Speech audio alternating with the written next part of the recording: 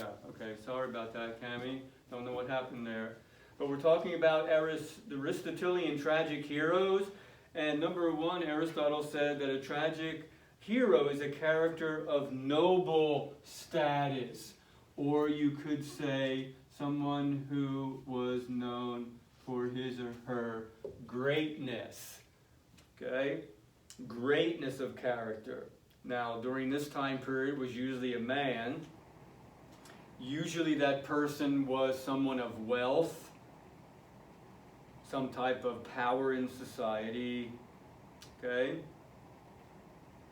So, again, make sure, number one, that you know that he was a person of noble status, and he must exemplify the traits of nobility and the virtue. So therefore, what he needed to have was inner character. If you're going to be a hero. Now I want you to think about some heroes in the Bible as we go through this and think about what makes them a hero. That was number one. Number two, a tragic hero is great, as we said, great, but not perfect. Now that's going to come out in a lot of these plays. Okay? That hero may be great, but not perfect, meaning that character may have some flaws. That hero, and we're talking about a hero, that hero may have some, what they would call, flaws. And they would call it a tragic flaw. They might say that hubris was a tragic flaw. Does anybody know what the word hubris means? We had it in English class years ago as one of our words. What does hubris mean? What's another word for hubris? I'll tell you. Hubris means pride. Okay? They would use the Greek word for sin. Is anybody taking Greek? No. They would use hamartia. They would say that that person's tragic flaw, no matter what it was, that tragic flaw was hamartia, which is the Greek word for sin. One of them anyway. Okay? So, number three, the hero's downfall, okay, is partially his own fault, plus it's not only his own fault, it's the result of free will.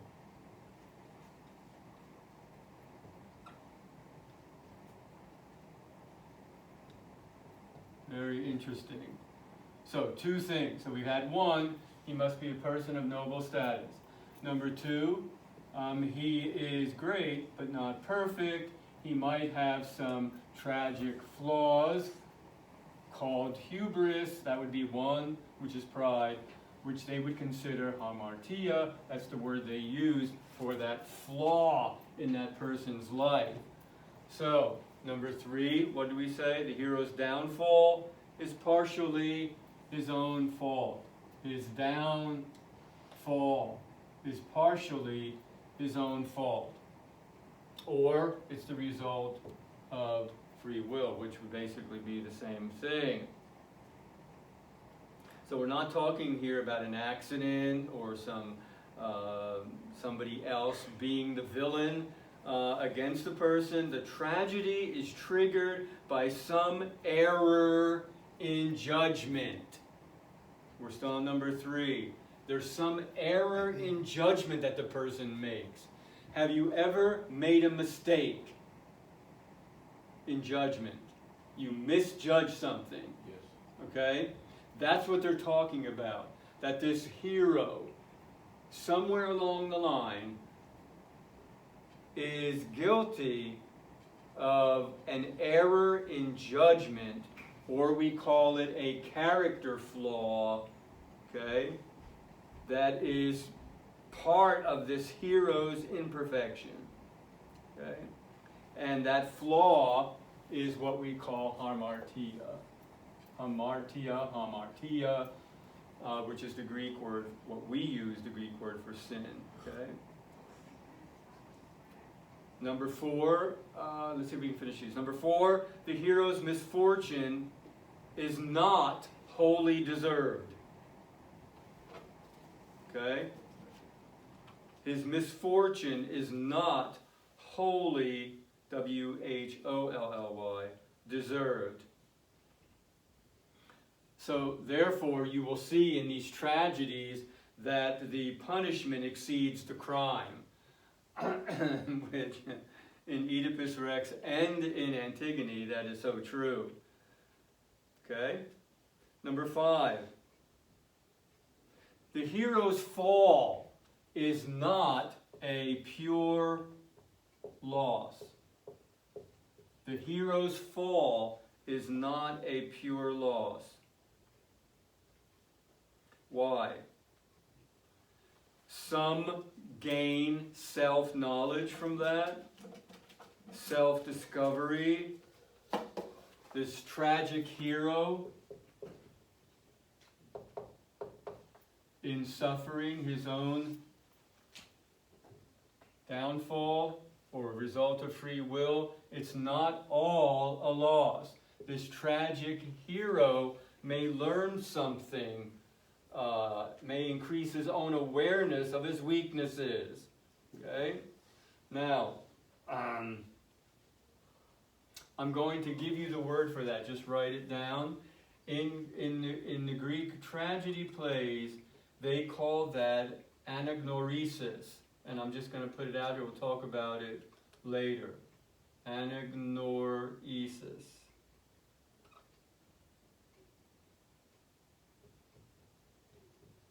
You'll write that down. A-N-A-G-N-O-R-I-S-I-S.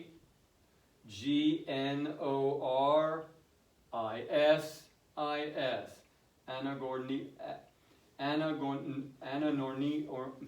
me get it right. Anagnoresis, okay? That is a development of self-knowledge, some discovery on the part, let's put the word discovery. Anagnoresis, anagnoresis, anagnoresis, okay? You almost have to look at it to pronounce it right. Anagnoresis. That's that self-discovery, and that's what the Greeks called it. That's the word they use. And number 6, the last thing is that when you watch a tragedy, Aristotle believed that it did not leave the audience emotionally devastated. And so for number 6, if you will write this word down, Aristotle believed that in a play, the audience should experience catharsis. Have you ever heard that word? Catharsis? That's number 6. Catharsis. And what that means is that the audience, when they're watching the tragic hero go through all of this, they have this emotional release. They called it a catharsis. That emotional release. Okay? Emotional release of some kind. There's no A there. Emotional release. Okay? An emotional release of, just releasing your emotions. That's what catharsis is. Okay? So, does everybody have all 6? Yes. Good. All right. Thank you. Thank you, Cammie. We'll see you on Wednesday.